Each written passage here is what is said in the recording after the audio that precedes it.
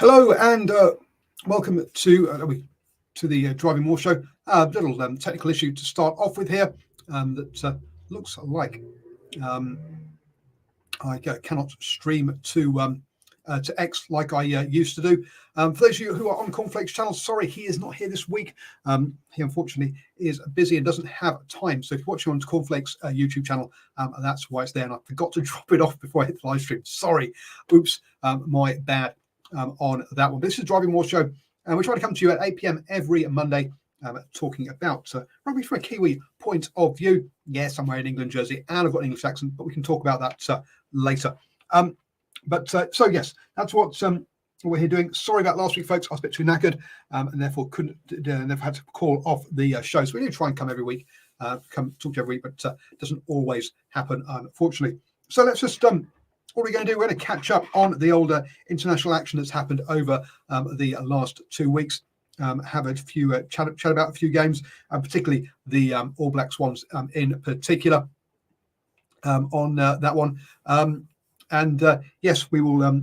But we'll look through some other results as well. So let's just go back to last weekend. Good evening, Simon, who's with us live on YouTube on for this one. So yeah, going back to last weekend, look, Georgia lost to Fiji 12-21. So cracking result for Fiji that one. Considering it was in Georgia and they'd be playing in Fiji like the previous weekend, and then look, they're off to San Diego this coming weekend. So real getting in the air miles for Fiji there. So cracking win. The USA were down by Romania 20-22. So look, great that all these tier 2 teams are getting games in. On this one, so good result for them. The Japan 15 beat New Zealand Maori 26-14, so bounced back from the loss from the previous weekend. And then we got into the sort of the games that we were talking about, but I'll come back to kind of like the Australia, Wales, New Zealand, England, and South Africa Island ones. We'll come back to those ones. France saw off Argentina 13-28. Still kind of, it wasn't the same weekend as the top 14 final, something about it, so missing players. But yeah, cracking result for France there. And Canada were downed by Scotland 12-73. Ouch. Canada obviously not at the last Rugby World Cup. And so yeah, really tough time for them. One of the teams that it was kind of like talking about being part of the Six Nations a while back. So yeah, a real problem for Canada, clearly. Great to see France putting in a midweek game against Uruguay, beating them 28-43. So obviously got a couple of squads, or an extended squad, to be able to handle all of that on that one. So that rounds out the kind of like what was going on 2 weeks ago. Yeah, someone here saying that Kingsley Jones needs to be fired for what's happening over there in Canada. And Georgia's win over Japan, which we'll talk about in a second. Onto that one, you can watch the Uruguay one on the old YouTube. Joining me is Mr. Harris. How are you doing, sir? Very good, thank you, Paul. Listen, sorry about being late, but late call up off the bench this evening with Cornflake out this evening. So yeah, great to be on the show, Paul. Yep. So I just run through some other results before we get on to those big games. The USA then. So this last weekend, losing to Scotland at 7-42. So a good couple of games for Scotland. But let's be honest, the games they should have. They're expecting to win. Canada bouncing back 35-22, beating Romania after Romania had beaten the USA previous weekend. So yeah, all over the place with some of those results. Samoa beating Spain at 34-30. Japan losing to Georgia 23-25. So Georgia flying from Georgia to Japan with that travel and getting a 2-point win. So cracking win for them after being down by Fiji, which shows a lot of those teams are probably pretty close to each other, considering how they've sort of been beating each other over the last couple of weeks. Namibia losing to Portugal 22-37, and then finally Argentina getting up over France in the return match 33-25. Important win there for Argentina. So as I say, we'll come on to the All Blacks, Wallabies, and Springboks games, but that was just to bring us up to speed with kind of all the other action that's been going on, because we've far too much rugby for anyone to really watch, if we're going to be honest. especially as Stephen, it's around club finals time here in New Zealand. Yeah, it certainly is. Most of the clubs around New Zealand getting into the pointy end of the season, either semi-finals, final rounds, and of course up in Northland, I did the day trip up to watch the club final between Western Sharks and Carmo, and a certain All Black lock that played about 70 odd tests for New Zealand by the name of Ian Jones would be pretty happy because it was his team, Carmo, that took out the 2024 championship. Too good for Western Sharks in the end by 26 points to 20, but it was a very exciting finish, and it could have gone either way in the last 5 minutes. So good to see club rugby up in the north is very healthy. Down here in Auckland, of course, they had the minor quarterfinals. They've got the semi-finals coming up this particular weekend, and I think over in North Harbour they've got their final this weekend as well. North Shore taking on. It's coming to me, Takapuna, who caused a bit of an upset last week, beating the home side Northcote. And down in counties, Manukau, well, of course, those finalists from last year, Patamahoi and Karaka, meet again in a repeat of last year's final. That's club rugby in the Blues area, Paul. So yeah, definitely at that pointy end, shall we say. Auckland with a couple more weeks to go with semi-finals happening this weekend. Yeah, Auckland is a bit like France, in the fact that their final seems to finish way after everyone else's, practically into NPC season. But anyway, look, Stephen did go up to the Northern, a game that he and I commentated on for Northern Rugby a couple of years ago now. Boy, time flies. But he did catch some interviews. So do you want to check out those interviews with the players and coaches? Head over to the New Zealand Sports Radio Facebook page for those. No breakdancing this year, though, unlike a couple of years ago, which, when the Sharks got the victory.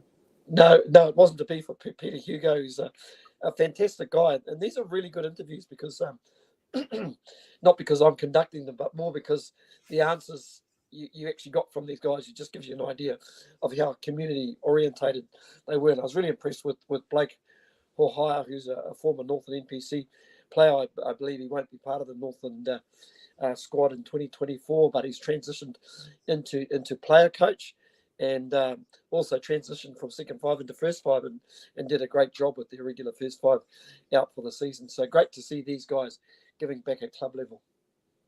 Yeah, no, absolutely. And but to say, yeah, head over to the New Zealand Sport Radio Facebook page for those interviews on that one. I was having a read of Dylan Clever's the bounce, the email that he sends out, his email newsletter that he's now doing, and it was kind of an interesting. I liked how he summed things up. He said, "Remember when $15 could feed a family of 5 at the fish and chip shop? Milk was delivered to your gate, and a hard-fought test win against England would have generated 3 or 4 days worth of tightly spun journalistic angles. Those were more innocent times. The All Blacks beat England by 8 points across 2 hard-fought tests and at times gripping tests. We were left with Bodie was great. The line-out was a mess. The All Blacks under Robertson are a work in progress. That's it. Take medicine." As the once mighty NFL coach Bill Belichick would say, "We're on to San Diego." It's like, yeah, it's kind of like, as soon as the England game finished, it's like, okay, sum it up, right, move on, we're off to the USA. It has been a bit like that, hasn't it? It's kind of like there's no time to digest these games. Well, very much so, Paulie. It's fair to say Razor is been given a bit of a free pass at the moment, but I can kind of understand it as well. You know, if you look at the side, there's 3 lifetime players no longer there. I'm talking about Brodie Retallick, Sam Whitelock, and of course Aaron Smith. Of course, last year's captain Sam Kane, which nobody seems to know what's actually happening, whether he's still available to play Test rugby. Of course, he's not there. You also should throw in the likes of Shannon Frizzell, who's playing up in Japan these days, and of course the 2 injuries to a couple of players that I would imagine would be easily part of not just the 23 but the 15, Will Jordan, and of course Roygaard. Balance that off with the fact of listen, they were playing an English team that were only literally minutes away from getting into a Rugby World Cup final, and they were very. I thought they were very improved during the Six Nations as well. Of course, got that win over Ireland, and I thought they were very, very unlucky not to have beaten France in that game. So they're a team on the rise, playing their seventh or so international this year. But it's also been a long season for those guys. But listen, I just want to pay a bit of homage to this English side, Paul. I think they've played some fantastic rugby. Some of the guys, the younger guys that they've introduced, real X factor. And it almost seems that Marcus Smith is no longer in the shadow of not just Owen Farrell but Eddie Jones as well. And man, full credit to Steve Borthwick at the minute. He just seems like he's putting something together very, very, very special. So going back to the original reporting of the game, and I think all those factors, if you put them in the cake mix, have pretty much. I think there's been pretty much an acceptance from most of the media. I'm saying. I think as well. It was more the point that actually there isn't time to digest it, and it's kind of we're moving on already. It's the kind of the news cycle. Modern news cycle is so quick that that you have your post match interviews, and that's pretty much it. We're gone. But yeah, I do think he's getting a bit of a free pass as well, because right, you're saying that you called out all the good things about this England team. Whereas and the flip side of it is that yes, they were a team that sure did get close to beating South Africa in that semi-final, but we're definitely behind France and Ireland at the Rugby World Cup. So we aren't talking yet. Sure, they came third overall, but the reality is they were probably fifth or sixth best team at the tournament at the end of the day. In the Six Nations, they also came third again. You say losing to France and to Scotland in that tournament, beating Wales, but then again everybody beat Wales. Got that win over Ireland to stop Ireland from getting the Grand Slam, and also beating Italy in that one. So sure, they did get a team. They did get to beat Ireland, and Chris was pointing out that in the last in that one, but they did also, I say, lose to Scotland as well. A team that, remember, got really got chucked out pretty early at that Rugby World Cup. So this is and they are also rebuilding. I mean, they had a 22-year-old, I think it was, in as one of their props for his first start in that second test. We've got new wingers as well. So you're pointing out the fact that the All Blacks are missing players and a bit of rebuilding, but a similar thing is happening with this England side as well, and a side that's come into this tournament. I think one of the things to point out is that an England team came into this series with lots of people say, oh yeah, they can defend well, but really attacking, they don't score many tries. I think it might be a little bit harsh considering tries for was 13 in that in the Six Nations, which is the same as France, more than Scotland, more than Ireland, the same as Wales. Only Ireland scored more tries than they did. So I think that's a tad harsh coming into this one, saying that they didn't know how to score tries, and they were a more defensive team. But still, they weren't coming in as world beaters, or as anyone or even people considering this to be even a top four sort of kind of team in the world coming into this tournament, I don't think, or this series. Sorry. Yeah, I like the fact that they've sort of got specialist players in specialist positions at the moment. I don't know if they've always had specialist players in those particular positions, especially those midfield areas. And I think if you give the midfield that they've got at the moment a little bit more time in the saddle together, and just find that ability to link with their outside backs, because man, no question, they've definitely got pace. I mean, so I hadn't seen a lot of George Furbank at the back, but boy, Freddie Stewart's a pretty useful sort of player. But any player that's keeping him out has to be a very, very good player. No, I just like look of the direction that they're going with. I think they might have been a little bit naive on Saturday night. They probably just kicked a little bit too much in that closing quarter, and that certainly, and the kicking wasn't good, and that's where they brought the likes of Beauden Barrett into the game. But I know that you'd probably want to back the truck up a little bit, Paul, and start at the beginning of the game as opposed to the last quarter of the game. No, I was going to touch on the first test first, so we didn't have a show last week. Look at the first test, finished 16-15, so the All Blacks winning by a single point. The difference being basically that 2 penalty goals were knocked over compared to a conversion of penalty by England. Both teams in this game couldn't hit the side of a barn with their kicking, both at 40%. I was coming into this one going, the reason England lost this one was because they couldn't kick. But actually, no, look, to be fair, New Zealand couldn't kick either. So that one really comes down to a bit of chance, really, as to which kicks did you get over, which ones didn't you in this one. And we saw a trend that continued into the second game was that England conceded more penalties at 10 compared to 7. But something that I think perhaps a hat tip to the All Blacks coaches. In that first test, they lost 4 of their own scrums. Right, they only won 5 out of 9 scrums. England won all their scrums in that first test. Both lineouts struggled a little bit or lost some lineouts, but the scrum was a real problem. Now, which, considering some of the or some of the selection talk was around, basically they're going to be picking big forwards. They're in a situation where they've seen what South Africa can do, they've seen what France can do, and actually from now on, we're not having small skillful forwards. We're going to have big skillful forwards with the big bit coming first, and the skill will add on later. And you can see that with particularly the props, the selections in the All Blacks thing. So to then go on and have a scrum that wasn't functioning so well, I think was definitely would have kept Ryan up overnight and working on it. But come the second test, that scrum becomes an absolute weapon. They win all their own scrums, 4 out of 4.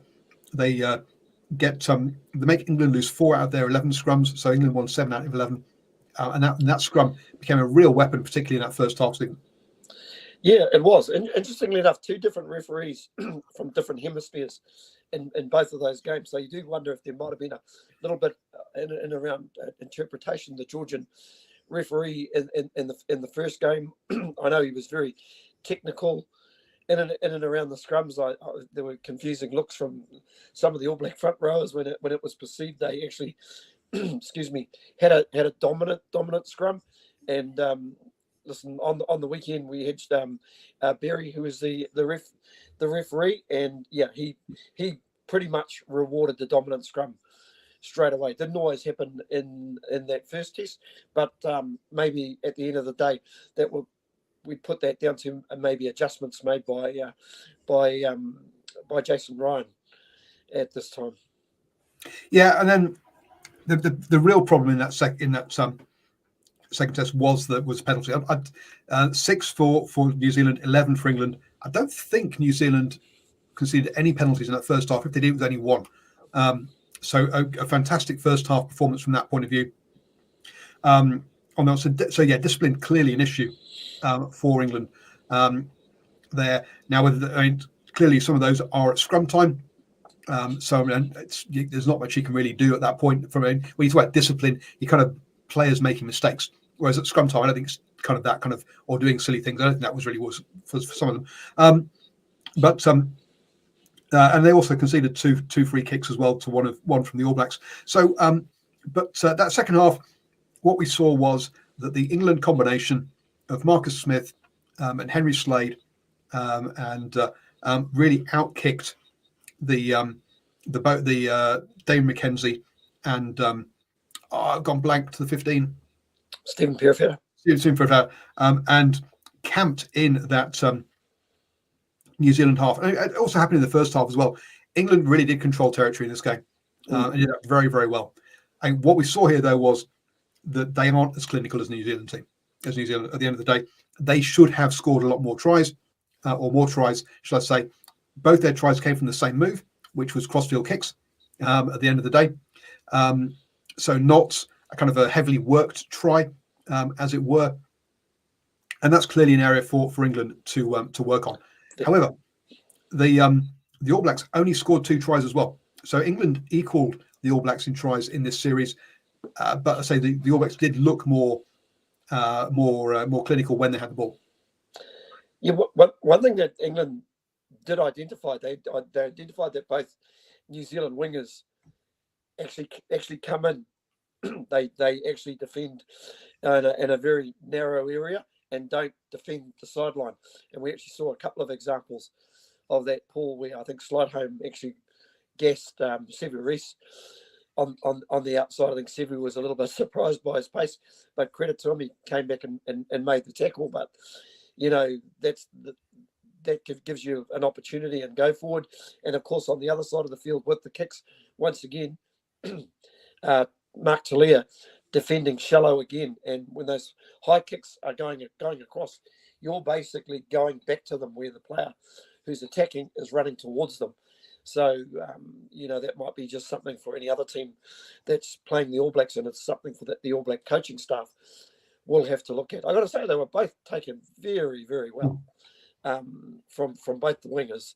I'm not even going to begin to pronounce the name of the new fella, but if he keeps up his try scoring record at is it Waboso?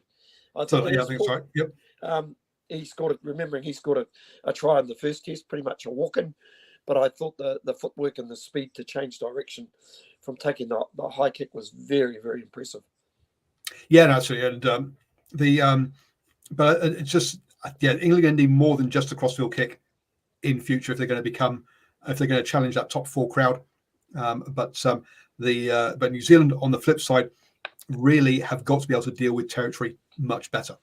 When you've got somebody like the howitzer of a boot in Geordie Barrett, and you're not really using him, then to clear your lines, there's some question marks to be had, because twice we had he did it once, and I think Sevu Reece did it, where they kicked from across the pitch to find the sideline. You're like, really? You're kicking to the long side here. You're not kicking to the short side. Now, maybe the wind or something was part of that, but they really weren't. They really were struggling with that kicking duel. And when you've got Perifetta, who's like a fly half already, you've got Damon McKenzie, you've got Geordie Barrett, you've got plenty of kicking options. That really should not be a problem for you. It's not a player or a manpower problem that they've got, where they're sort of picking lots of runners who can't kick either. Yeah, but don't disagree. The other disappointing thing the All Blacks might want to look at, whilst there were some positives in and around the scrum and the discipline, I actually thought the All Black chase game was really poor. England, the All Blacks seemed to kick long, and it just gave England a lot more time to actually to set up attacks. There was a situation there where I think Mitchell was waiting for a high kick, but he had so much time. Basically, him and Freddie Stewart actually changed positions, and Freddie Stewart took the high kick. There was also some poor chasing as well, where kicks didn't go out. I think I can recall one where might have been Marcus Smith actually threw a quick throw into himself, and then threw a pass to himself and pretty much fooled everybody and made a good 15 metres or so. So those are little things that the All Blacks are really going to have to think about, and also think about the exit strategies as well, because most teams are so proficient at diffusing box kicks at this time. It's really, at the end of the day, you can't beat a kick that goes to land as opposed to hand. There was an absolute beauty there by Marcus Smith, where he grubbed it into the 22, just kept it low. And, whilst he was giving away possession, he probably knew at the time that the All Black lineout was struggling. So it was a good tactic. They probably just needed to move away from that tactic with 20 minutes to go, because I think that backfired on them. Yeah, they ran out. They weren't clinical enough. There was a bit of a one trick pony on the attack, unfortunately for them. So work on for the All Blacks, clearly game management. When that's part of that kick chase and the kick strategy. Line out is the other one. But yeah, Bowden Barrett, his introduction off the bench has been fantastic. I think that's a role that they probably should keep him at as well. You're trying to bring Perifetta through. There's clearly a style of play that the Razor wants. Now, quite how well that fits in when you bring Will Jordan back, whether Will Jordan becomes a winger, if you want to have that second playmaker fullback, we'll have to see. But yeah, to me, that's what they're. But Razor apparently. So he was asked, "What grade do you give yourself?" And he said, "A good pass mark." Off the back of that, ooh, a good pass mark. A pass, yes, you've got the 2 wins. You needed the wins, it's fine. A good pass mark, yeah. I would say maybe a B minus, Paul. B minus, B plus, around about that. But yeah, I go for a C. It's a part. It's maybe a 6 out of 10. I mean, this is not 5 out of 10, 6 out of 10 like that. Yeah, you've met expectations, but you've not exceeded it by any stretch. The expectations were 2 wins. You got those, but they weren't in style. So to me, yeah, a pass, but not a good pass. Yeah, that was. I suppose we've built up Razor so high, we probably are expecting. We are probably expecting a higher standard. I do want to address a particular player in the All Blacks, and he's played. Before you do that, one thing I did was kind of called out. It was that what's the difference between kind of managing a club team or managing an international team? Is that with an international team, every game is a final, and it's finals footy the whole time. You're never going for losing bonus points. You're always just going for the win. And it was interesting to see that that he's clicked. At least he's clicked and he's figured out quickly on that kind of one of those differences between club footy, where he's been very successful, and international. It's not. It's clear that he hasn't. He realized he can't just replicate the same thing, which is a good thing to see and good thing to hear at this stage. But yeah, go on to your plan. Listen, if you listen to his conversation at the end, I don't think he was entirely happy. Paul, you know, he mentioned some systems they had trained for, and they didn't quite happen. I actually believe in terms of some of the players that he selected. I think he's given some players a free, not so much a free pass, but an opportunity to maybe establish themselves. I think of the likes of TJ Perenara. Look, if he wanted to, he could have washed the slate clean and gone for some younger halfbacks, but he kind of recognised, you know what, I still do, without Roygaard, I still do need an experienced halfback in there. He, you know, probably if Roygaard was available, I'm picking maybe either Christie or Perenara may not have been in the squad. Probably maybe Christie, based on his 2 performances that we've seen. We're probably, I'm not too sure if Stephen Perifetta would have made the side if Will Jordan had been available, but credit to Stephen Perifetta, he gets a pass mark. For me, with his performances, I was a bit concerned about Perifetta just going to that extra level, but I thought he was outstanding in Dunedin. Not as dominant in this game, and you spoke about the kicking game, but and of course we didn't see too much of his attack because the All Blacks couldn't win a line out to save themselves in an attacking position. But a player, and also attacking for your own 22 isn't a good idea. But you're right. I mean that stop and go in that first test to set up the try. Yeah, no, clearly he's enjoyed. He fits at this level. I will bet you dollars to donuts there is a thought process going through Razor's head at the moment, and that's in regards to his centre, Rieko Ioane.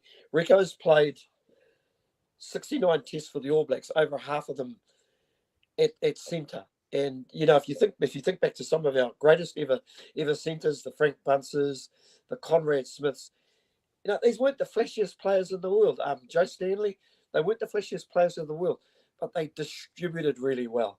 They just knew when to pass, knew when to not pass, when to take contact. What we're seeing from Rieko in a lot of his games, and we saw it during the Blues as well, taking a lot of contact.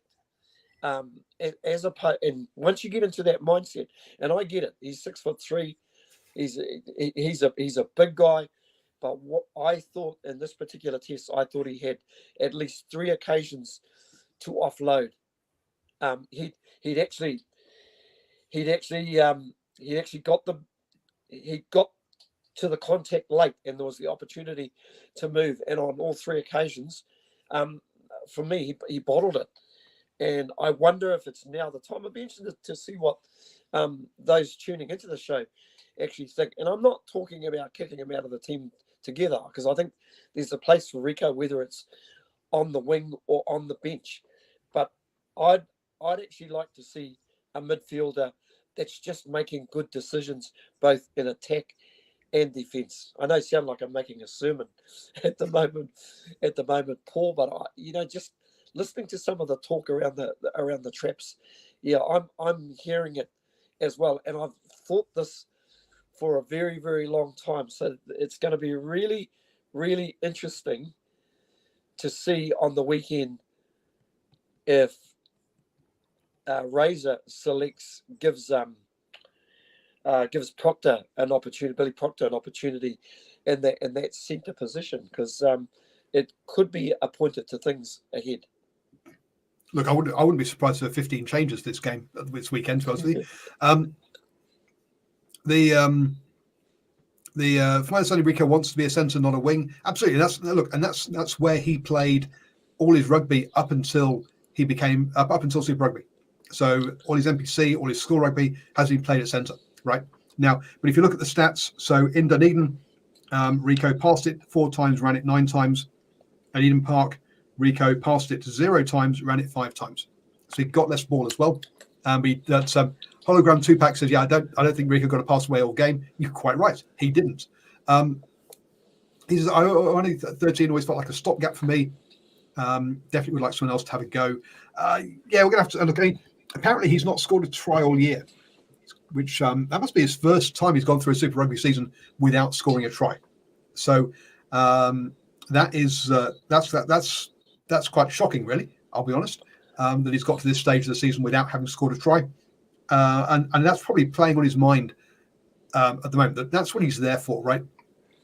If you look at the combination that England had, I think you either go for the combination of England, which is where you've got your Ollie Lawrence, who's your crash ball runner, and then your playmaker at 13, which historically is what we've seen with the All Blacks when you have a Sonny Bill Williams, followed by Conrad Smith, your crash ball, and then your playmaker. I've deliberately not chosen Nonu because I think Nonu became a crash ball and a playmaker, was a fantastic player at the end of his career. He grew himself into much more than the crash ball. That's why I'm picking Sonny Bill in that example. Whereas you can see at the moment, what they're going with is Geordie. Yes, he can crash it, but he's a playmaker. He's played 10 for Canterbury back in the day and won a championship at 10. So he's a playmaker. And then you've got basically your crash ball, your speedster in Rico Ioane. And they've gone for that in that order rather than what a lot of people would see as being that centre partnership there with your. I mean, it's kind of the way that England have gone for a long time with your having Owen Farrell at 12 in a similar kind of role as to Geordie, and then having your trying to have Tuolangi at 13. That's the kind of combination that we're seeing here, and we'll see if that's how long he persists with that, or whether he wants that playmaker more at 13 than at 12. I don't know. Yeah, it's certainly going to be interesting, but that's something for Razor to ponder. I think the other area that he's still got and Jason Ryan, more importantly, got a little bit of thinking to do is that number 6 jersey. They handed it to Sammy Penny-Finau. I'm not too sure if he probably we saw from Sammy Penny the physicality and gain line that we saw from him in Super Rugby. We didn't see too much in the way of big hits. So I'd have to look at his stats, but I'm also starting to wonder is that 6 jersey still open. I've got to admit, I was reasonably impressed with Tupou Vaa'i when he came in the first test on the side of the scrum. I thought he did a pretty good job, and then obviously replaced Patrick Tuipulotu in that second test. So plenty to think about. Like you say, you mentioned changes. I think we might see Ethan Blackadder in that 6 jersey this weekend. I will say, though, be very, very careful, though, how much changes you make with this Fijian team, because they'll see this as an opportunity. I can see, because Razor was talking about bringing in players from outside the 32, even for this game. I read somewhere, which I don't agree with on that one. I think if you're going to be starting your Billy Proctor, if you bring in that many changes, and you've got players like Billy Proctor who have never played at this level before, have never gone to the States. Well, actually, that's not true. That's not. Maybe he has been overseas and played kind of internationals as part of the All Blacks 15 or as part of the Maori All Blacks. But to be away here to get your first sort of jersey, I would like to see him with Geordie Barrett. He's a player that he plays with at club level. So look at those combinations. Don't make too many changes. Yes, it's a long season. Yes, your players like Geordie, like DMAC, have played a lot of rugby, and you're going to want them to play a lot more rugby because they've still got another 4 tests, I think, as part of the another 3 or 4 tests as part of the end of year tour. But still, I wouldn't want to introduce too many players too quickly. If we see 15 changes, I'm going to be a bit concerned this weekend. Now, unfortunately, I'm not going to be able to see the game because I'll be working at 2:00. I'll be doing my gold mine tour, so I'll have to watch it on delay. But yeah, let's hope it doesn't go too wholesale, like we saw, for example, against Japan, pre-Rugby World Cup, where they had the tour in Japan. They flew out the first team to Europe, ready for the November test already, and then played. And there are a few players who've played in that Japan test who have never played again. Thinking of people like, from memory, Grim Hall, Jamie Cameron. Cameron, a few others there who never got to. Yeah, it was. Now it's not cheapening the jersey, but I'm not going down that route. But are they really? Is that really an All Blacks team if you do that? In reality, at the end of the day. Yeah, I was about to say it shows a tad bit of self-doubt as well if you're bringing in other players. Listen, I see Will Jordan is around the squad, and I've heard that he might be available for the championship. I've also heard Roygaard has been training with the squad as well, but more likely later in the season.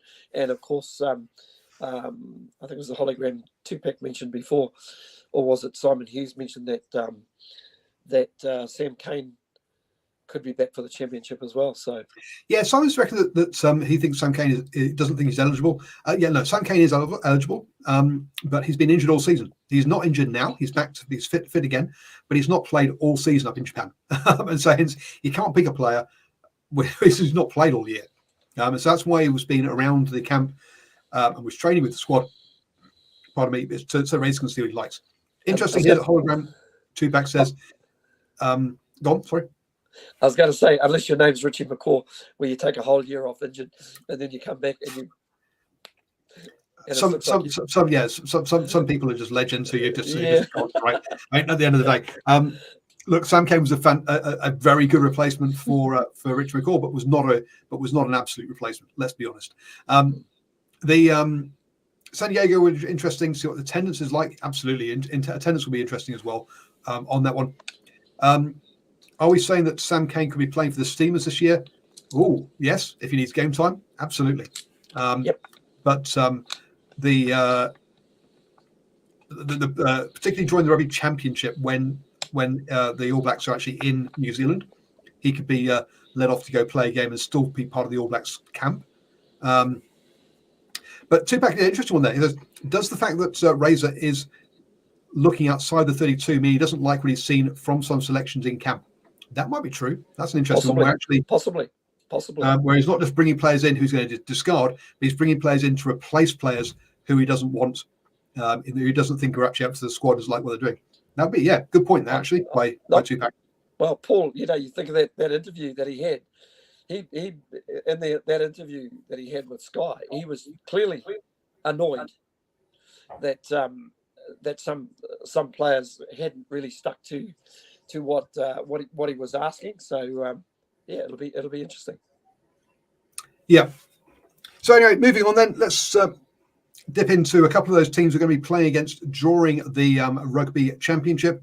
The Wallabies up against Wales. Look, the Wallabies coming off their worst ever World Cup. Well, nothing more to say about that. Their worst ever World Cup, full stop. Obviously, with a new head coach who had come out publicly and said that he was not, he'd never been so underprepared with a team since, which was interesting. And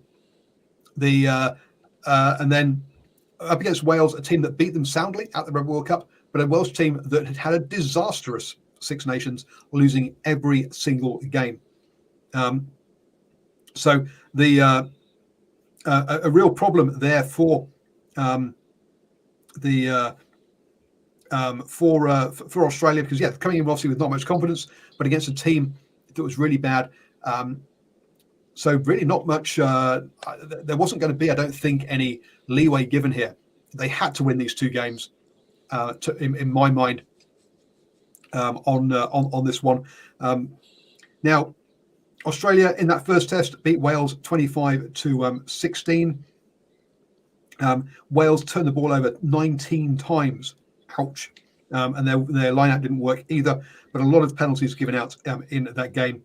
24 in total, 13 to the Wallabies, 11 to the Welsh. Not a slick performance by any stretch, but Australia able to take advantage of those turnovers. Come the second test, Australia win again, 36-28. Again, just by over a score. Both sides scoring 4 tries. So in that first game, it was 3 tries to Australia, just 1 to Wales. But in the second one, and that was a penalty try. In the second one, Wales got their attack on a bit better, 4 tries each.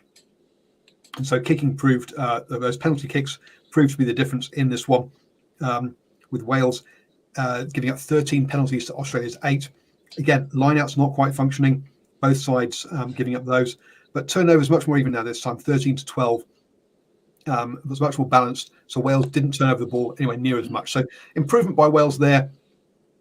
Look, a long way for them to go, and much needed confidence boosters by Australia. Some critics saying that it was just down to individual players and individual flair.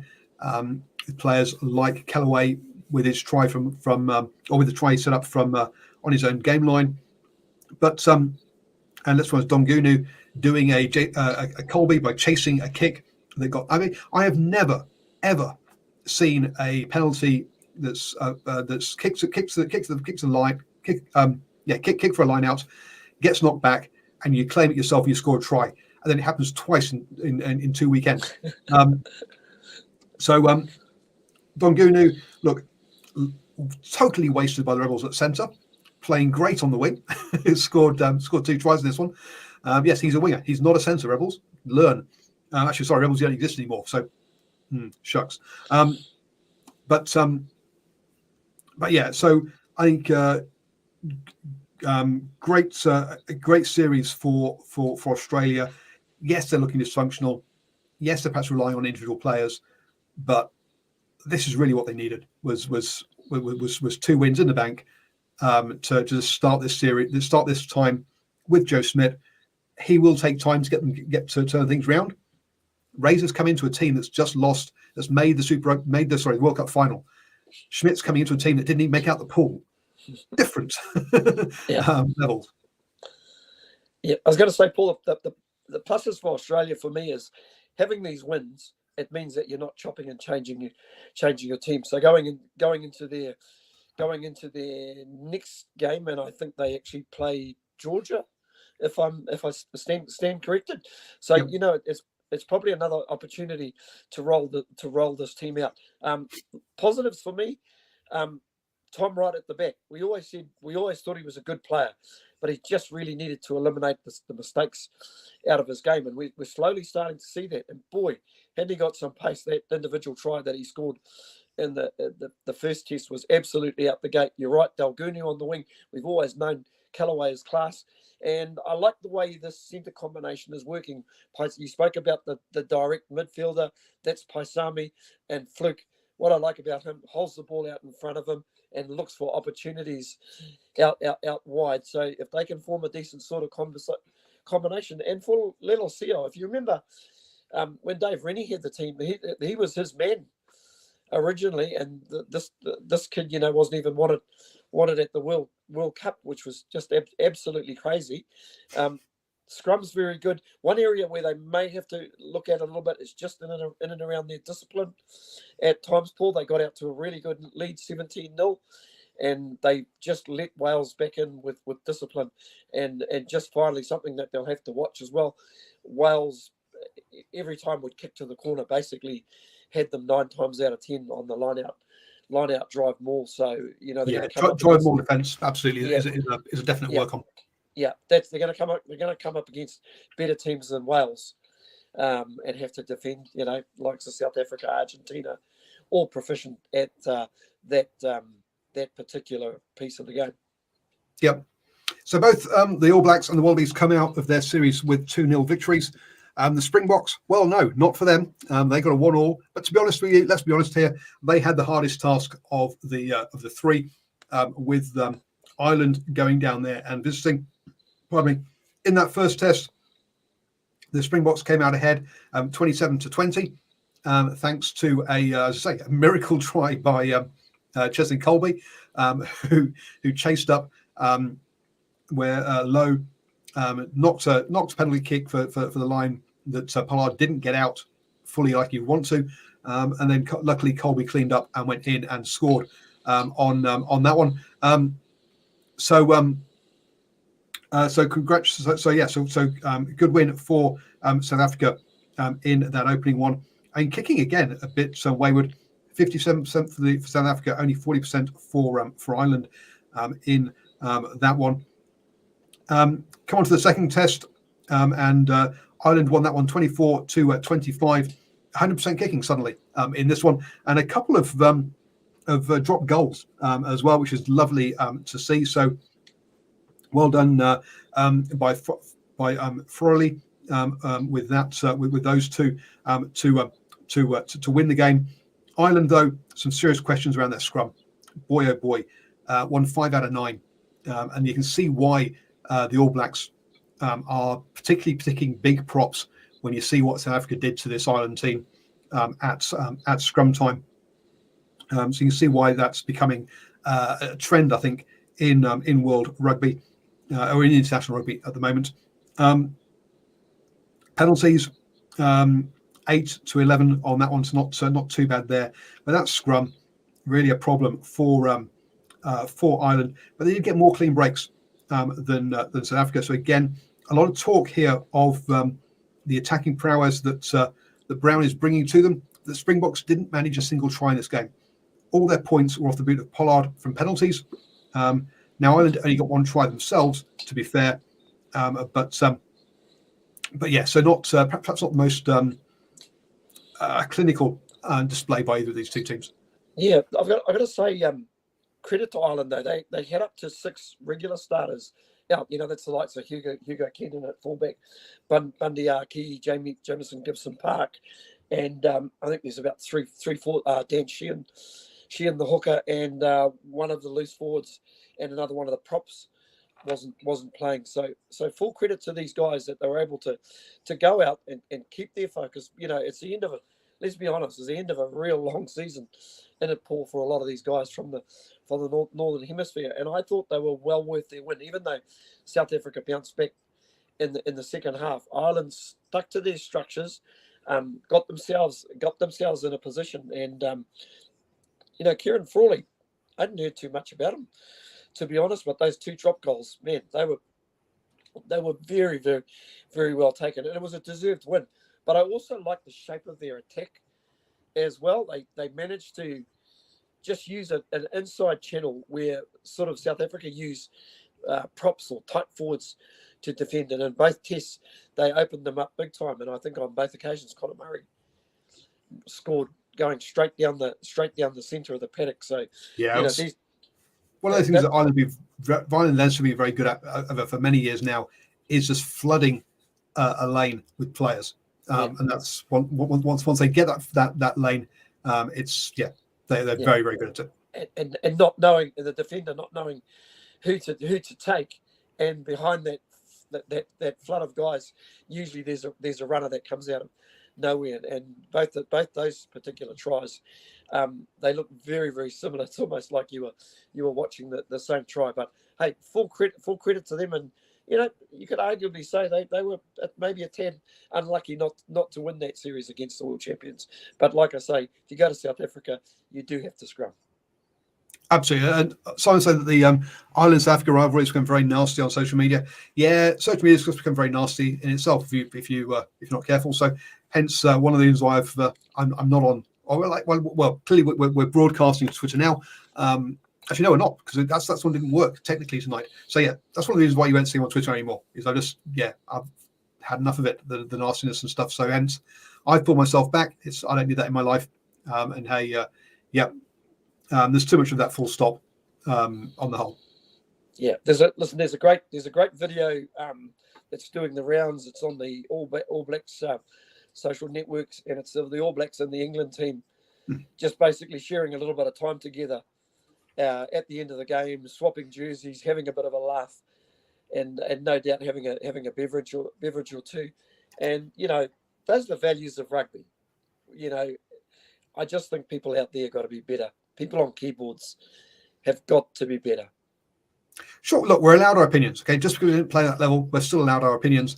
But talk about the play, not the player, right? To discuss what they did, not who they are. Look, they're trying. Anyone who says, "Oh, he wasn't trying," that is absolute rubbish. They are trying their best. Don't get to this level unless you try very, very hard. Right. Absolutely. You know, like for example, we spoke about Rico Ioane tonight.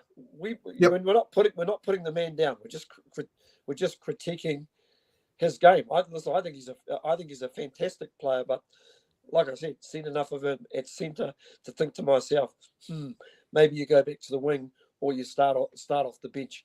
I mean to say, even coming off the bench, how good would it be to have a winger of that ability coming off your bench? So that's what I mean. There's one thing critiquing a player.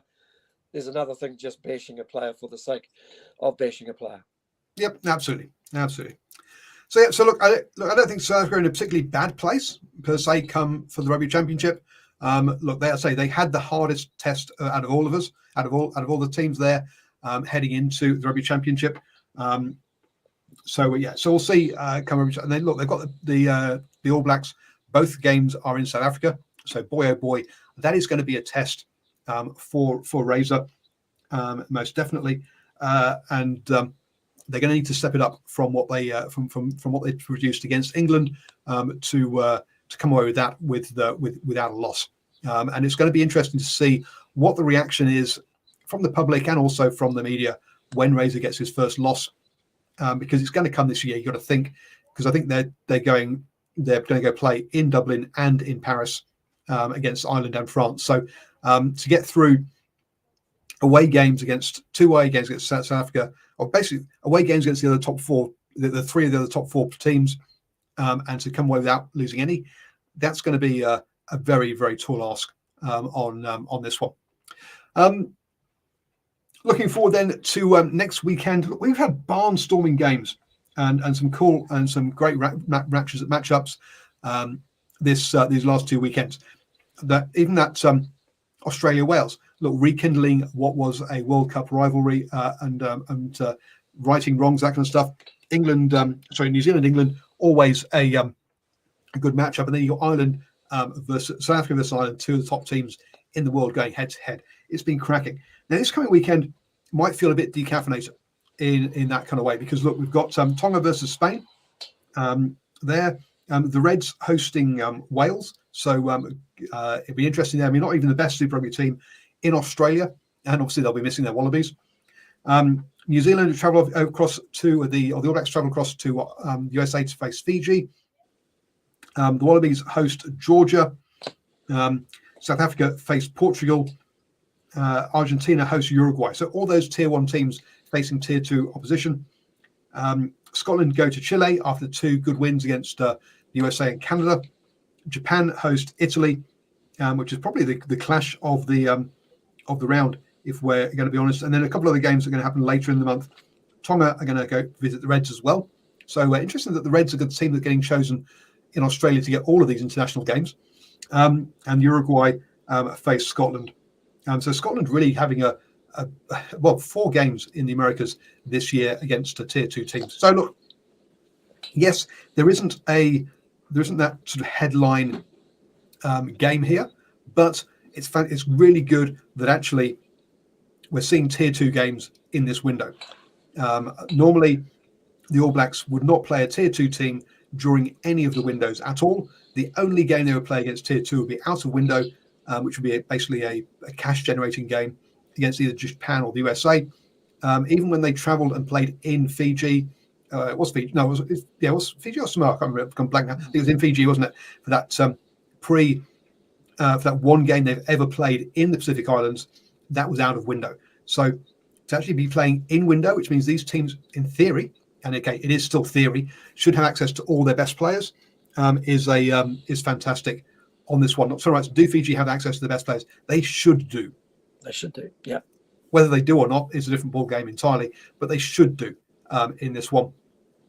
So look, from that point of view, it is good to see the tier 2 teams getting opportunities in this one.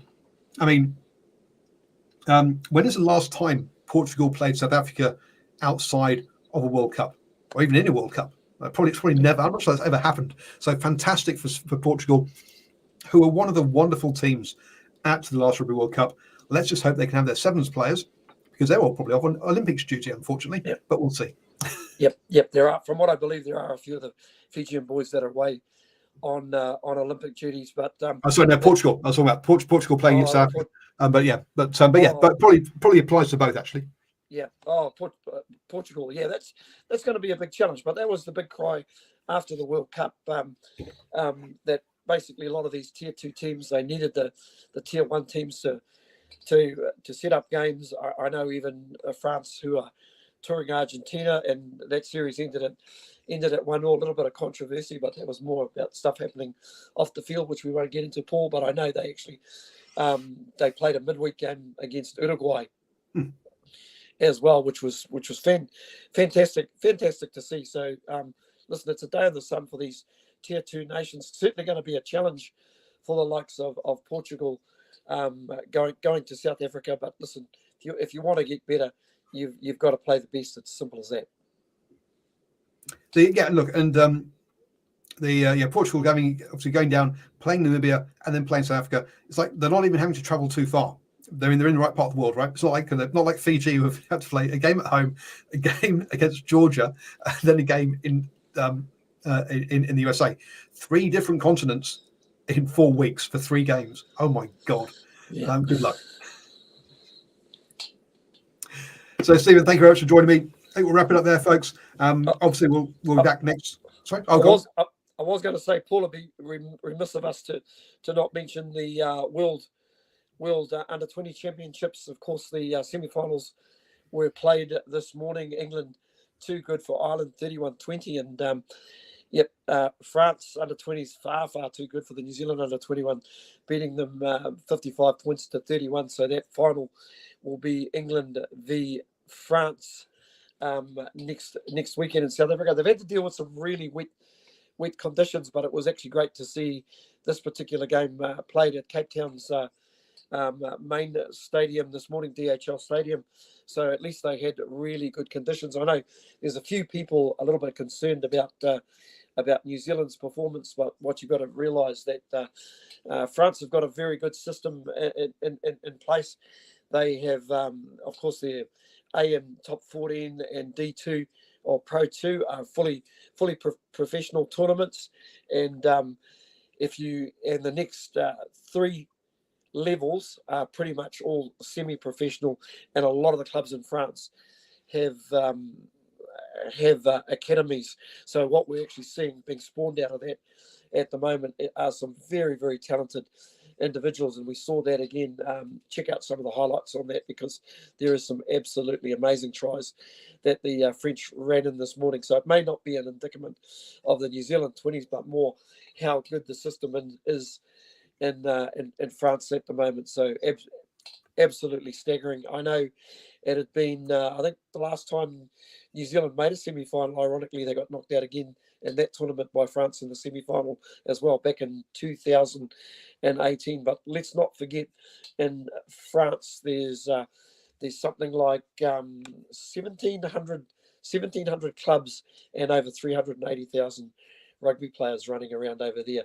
But I had a really interesting conversation a couple of weeks ago at a club match. Spoke to former Auckland Blues Crusaders tight head prop John Akarangi, who spent a bit of time up in Europe and Italy, and his prediction to me was France are the country that could go on a serious role moving forward at all levels of rugby, given the systems that they've got in place, and having a couple of sons playing in Italy as well.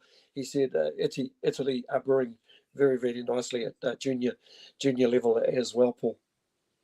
Yeah, look, I mean, I think it comes back to that rule that that France brought in a few years back now, where X numbers of your players had to have been sort of with the club, or had to have been come through the French system, and then you suddenly saw all your French clubs invest in their academies. Boom! Suddenly, and it's bearing fruit now. So there you go. So yeah, unsurprising that actually, that yeah, if you put these structures in place over time, they will deliver. Other little things that have happened then. Nocturnal Rights mentioning that Jamie Joseph is now back in charge, is now head coach of the Highlanders. So yes, so congratulations to him on that one. Moving from the kind of director of rugby role into that, as Dermody unfortunately has lost his job there, and we'll see if he can bring back the sort of glory days that he's had there before. They do say never go back, but we will have to wait and see if that works out for Jamie Joseph. Just touching quickly on the women's internationals.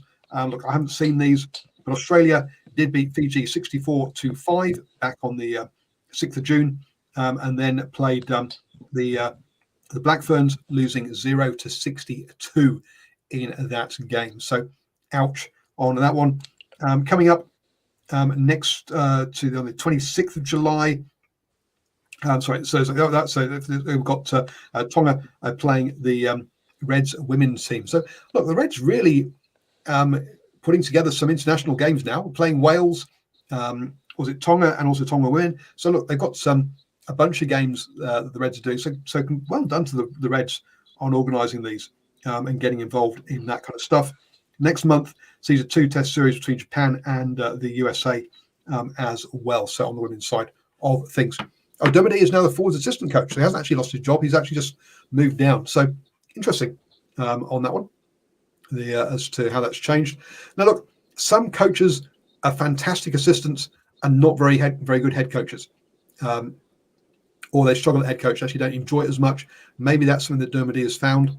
And if he has, and if he's actually stood up and admitted that, then fantastic. Well done for him. If it's been forced on him, a lot less fun. But if he's someone who's actually had the self-awareness to step up and do that, then great on that one. The Pacific Nations Cup this year will be at the same window as the Rugby Championship, which is great. Historically, it's been sat in that mid-year window, that July window, or June or July, as it sort of moved from June to July. So great to see the Pacific Nations actually getting getting more games this year, because it will sit outside the normal July window, and they've had their other games during this window, rather than having to play each other and not get other games in this window. So anyway, let's wrap things up there, Stephen. Thank you very much for joining me. No problems. And everybody, don't forget, if you're in Auckland, catch out the semi-finals this coming weekend of the club rugby, and we'll be back next Monday to chat about that game in San Diego.